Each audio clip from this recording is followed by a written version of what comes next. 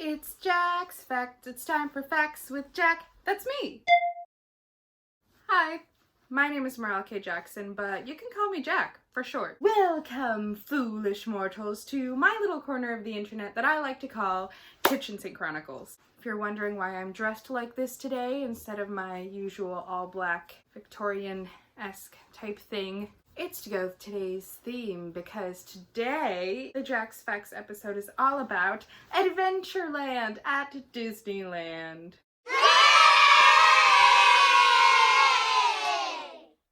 Adventureland is one of those lands in Disney that I think gets underappreciated, but I mean, come on, you got Jungle Cruise, Indiana Jones, the Enchanted Tiki room. It's great, it's all great, and I love the aesthetic of it.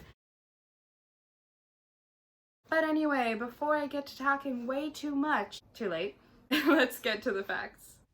I actually wanted to show you my outfit first, so here are a few shots of me in my backyard in front of my green fence making a fool of myself, because I guess I thought this was adventure themed. I'm going for the explorer aesthetic with this outfit, even though it's not very practical for exploring, but that's what I went with, so it's cool, I guess. That's it. Bye. What? Oh, hello. Sorry, it's just my headless pigeon, that's all. I was supposed to tell you Adventureland facts, but I don't think the regular Jack's Facts jumping around my room, popping up from different places thing is gonna work for this. I think I need to take you outside. To my backyard! Well, I mean, we were just there for the outfit shots, but I mean to my backyard for, like, the rest of it. Adventureland opened July 17th, 1955 with the rest of Disneyland, and it only had one attraction when it opened. Luckily for them, it was a very popular and persisting fan favorite attraction, the Jungle Cruise. Speaking of the Jungle Cruise, while today it's known for its animal puns and jokes, it was originally supposed to be much more serious and educational. It was actually supposed to have real-life animals and tour guides that would tell you facts about them. Kind of like what I'm doing right now, but for a land in Disneyland. I wonder if I would have made a good original Jungle Cruise skipper. Oh my god, there's a roly-poly. Look, there he is. How cute. Oh, hello. Anyway, Walt Disney eventually realized that there was no way they'd be able to get real animals in there. It would be way too expensive and unreasonable to ship all those animals all the way to Anaheim, California. Plus, after speaking with a wildlife expert, everyone over at Imagineering, called WED Enterprises at the time, figured that the animals wouldn't perfectly perch themselves somewhere where guests could see them all the time, and they wouldn't always exactly be doing something interesting when the guests would ride by on the boats. Most of the time, they would just be sleeping. And so, instead of having real animals be there, they ended up using some new technology that they had just developed for another attraction, the Enchanted Tiki room, and decided to make all of the animals animatronic. This didn't stop the ride from being serious, though. It was supposed to be educational after all, and the entirety of Adventureland was actually based off of Disney's True Adventure wildlife documentaries. But over the years, it was clear that that ride needed new life breathed into it. Legendary Imagineer Mark Davis pointed out that Disneyland was missing something huge. It wasn't funny. Who was responsible for a lot of the humor in both the Haunted Mansion and the Pirates of the Caribbean. And so, the Jungle Cruise skipper's script was rewritten to include a lot more jokes and a lot more puns, and some new animatronics and scenes were added to make it funnier. This was when those hunters on a log trying to escape a rhino were added, and when the baby elephant playing in the mud was added, to give visitors a little bit of a laugh every time that they went on the Jungle Cruise. And it's been silly and punny to this very day. Now, ladies and gentlemen, the backside of water. Oh, and extra fun fact about the Jungle Cruise, just because I thought it was funny. When making the track layout for it, that is, when making the river, someone, I forget who, someone very involved in the making of Disneyland, I feel like such a fake Disney Park fan right now, literally just grabbed a stick, drew a line in the dirt, walked a few feet, and drew another line and went, "Fill this with water." And so they did, but not before digging up all the dirt and realizing that they don't have enough money to haul it off site, so they just put it all in a pile near Fantasyland, and they just called it Holiday Hill to make it seem like it was themed, even though it was not. This later became the site of the Matterhorn. Adventureland is actually supposed to be a mixture of a bunch of different places. It's a mix of India, the Middle East, Polynesia, the Caribbean islands, Mexico, and Africa. And appropriately to go with its worldly theme, there is an Adventureland in every Magic Kingdom style park across the globe. Adventureland is also the original location of the Dole Whip. The reason why is because it was a sponsor of Walt Disney's Enchanted Tiki Room, at least until after United Airlines dropped out as a sponsor of the attraction after the first 12 years of operation. Dole still sponsors it to this day. Speaking of the Enchanted Tiki Room, as mentioned before, it did not open with the rest of Adventureland and the rest of Disneyland in 1955. Instead, it opened June 23rd, 1963. It was actually Walt Disney's favorite attraction, and it was the attraction that modern-day animatronics were actually invented for. And they were little birds! How cute! Said animatronics were originally inspired by a little souvenir that Walt Disney came across while on vacation of a little bird singing in a cage. I feel like I definitely had one of those as a kid. That very singing bird in a cage became the precursor to modern-day audio animatronics and inspired an entire attraction at Disneyland, which thus influenced many attractions following it, including but not limited to, of course, Pirates of the Caribbean, the Haunted Mansion, and many others. Kind of relating to that, it was actually Disneyland's first ever fully air-conditioned building. Why? Because it was run by computers. Yeah, that fact seems so charming to me, but that's probably because we have advanced so much with computer technology. They seriously had to worry about the computers getting too hot in the Anaheim heat that they had to air condition an entire building for the first time just to keep them safe and keep the attraction running.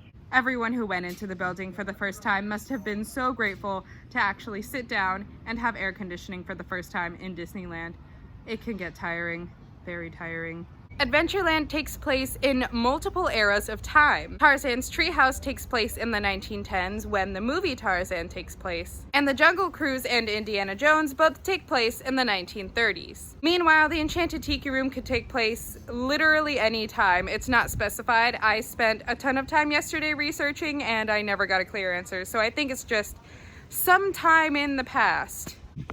More facts about the Enchanted Tiki Room. Did you say more facts about the Enchanted Tiki Room? Okay, I can deliver. The Enchanted Tiki Room was originally supposed to be a dinner show. One of the first concepts thrown around was actually to have real birds in there. It was just based off of a drawing though. But the main objection to this would be that if there were birds hanging everywhere, they would be pooping in people's food. So that was thrown out pretty quickly. Once they settled on the animatronics though, they figured that since people had never seen anything like it before, they would be way too distracted by the show of the birds singing and talking that they wouldn't eat their meal in peace, or they might not even eat. They might just sit and watch the show while their food gets cold on their plate. So instead, they decided to make the show the main attraction of the attraction. Walt wanted the birds to look as real as possible. And Imagineer Harriet Burns really took this to heart because she ended up using real bird feathers for the animatronics. Yeah, that's right, real bird feathers. The music for the Enchanted Tiki Room was written by the legendary brother duo, the Sherman Brothers. They also wrote songs like Miracles of Molecules, One Little Spark, and the iconic It's a Small World After All. A gust of wind knocked over my phone. Like I was saying, they also wrote the music for Mary Poppins, The Jungle Book, and The Aristocats. They also wrote the music for Chitty Chitty Bang Bang and Bedknobs and Broomsticks, which, I don't know, I just found that interesting. Oh god, do I need to talk about under new management? Hold on, let me move so that my face does not look weird. Hi. In 1997, Disney World's version of the Enchanted Tiki Room got changed.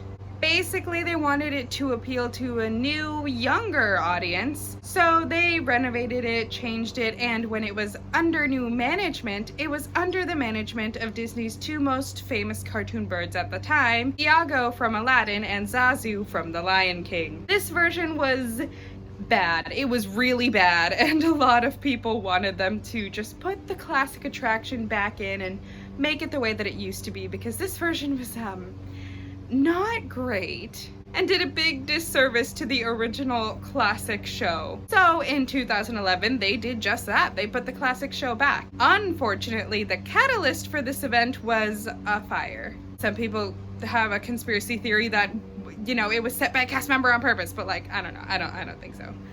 Oh, I absolutely love this. Oh, well, okay, so basically when Disney was originally purchasing land for Disneyland, 10 of the acres were bought from the Dominguez family. This is important because Ron Dominguez was the grandson of two specific Dominguez family members who got married and got a gift of a palm tree for their wedding as a present from their horticulturist friend. That tree was his way of showing his support for their union, and because trees live so long, it was basically like saying he thought their love would live on for a very long time. The grandson of this married couple requested that if his family's land were to be sold, that palm tree would be preserved, so as to preserve the memory of his grandparents. And Disney obliged. That tree is still alive and still there today on Disney property, and you can see it. It was moved from its original location because it would have been where a parking lot is, but you can still spot it in Adventureland right next to the Jungle Cruise today. I think this one is so cute. Oh, additional thing. Walt Disney actually liked Ron Dominguez so much that he hired him to be a cast member, and was one since day one of opening Disneyland. He eventually even worked his way up to being the executive vice president of Disney attractions. That's amazing. Oh, hi. And now it's time for some facts about Tarzan's Treehouse, the last attraction left that I hadn't talked about yet. So, Tarzan's Treehouse is actually an attraction that most people miss. It's a walkthrough attraction inspired obviously by Tarzan, and it has relatively no wait time. Basically, you just walk up, look at different scenes from the movie in the treehouse, and walk right back down. There is a swinging bridge though, so there are parts of it that are fun, and you get to hear the awesome music from the movie. The fake tree that makes up Tarzan's treehouse is 150 tons and is 80 feet tall. It has more than 6,000 hand-applied vinyl leaves, and it costs $254,900 to make, with 6 tons of reinforced steel and 110 cubic yards of concrete. That is a gigantic tree. It is officially considered a member of a very rare and totally fictional species called, hold on, I'm going to read this correctly, Disneyodendron semperflorens grandis, which means large, ever-blooming Disney tree. Well, I mean, yeah, that describes it. This attraction was originally the home of the Swiss Family Robinson Treehouse, which opened in 1962. It was rethemed and made 10 feet taller in 1999 when Tarzan came out. And the old gramophone in the laboratory at the base of the tree still plays the Swiss Capoca from the original treehouse. As mentioned before, Disneyland was on a very tight budget, and they didn't exactly have a lot of time to make the trees in the jungle portion of Adventureland really look like they had been there for a while. Not to mention that this land used to be orange groves. How do you make orange trees look like they're from some far off foreign jungle? Well, the way that they did that is they actually did this pretty cool trick. They took those orange trees and simply turned them upside down so that the branches became the roots and the roots became the branches. And if you do this with a tree, it will actually adjust. They can survive that. Trees can survive a lot of weird stuff, by the way. These trees also helped divide Main Street from Adventureland, so that way the trees that the guests would be looking at when on the Jungle Cruise would make sure that they could not see into the turn-of-the-century town that was Main Street. And that is all the facts that I have for you today. Thank you so much for watching. If you liked that video, then you can go ahead and give it a thumbs up. And if you want to see more Jack's Facts, you can go ahead and subscribe to my channel. Or click on the playlist right here to see more of Jack's Facts. And if you like more sit down, talk, and have a discussion type videos, I make those as well, and you can find one of those right here. Thank you so much for watching, and I'll see you in my next video, I guess. Goodbye!